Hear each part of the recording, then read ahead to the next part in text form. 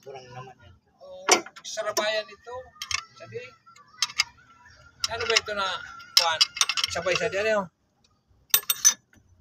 medyo ma. So ayan, naisetting ko na itong tensioner bearing. Nakaabang na ito. Para pag nakakabit na yung timing belt, pag nirelease ko itong bolt na ito, pipitik ito, ihigpit yung belt. So naka-ready na ito. Isang luwag lang dito sa lock niya, sa bolt. Pipitik ito, tutulak yung timing belt para humigpit. So ito yung pinaka-spring niya. Ito nagte-tension sa timing belt. Matigas ito. So ikakabit ko na yung timing belt. So itong camshaft ay may wrong guide.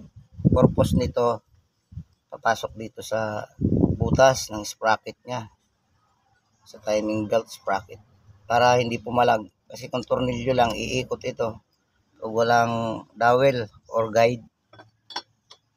So ganyan, napaka-importante nito. Kasi wala ito, kahit anong higpit ng bolt, iikot ito, mawala sa timing.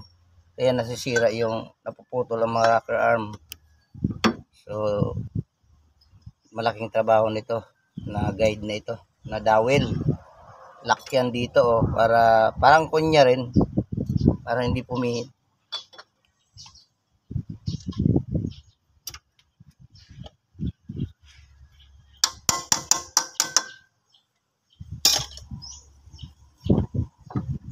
Bolt.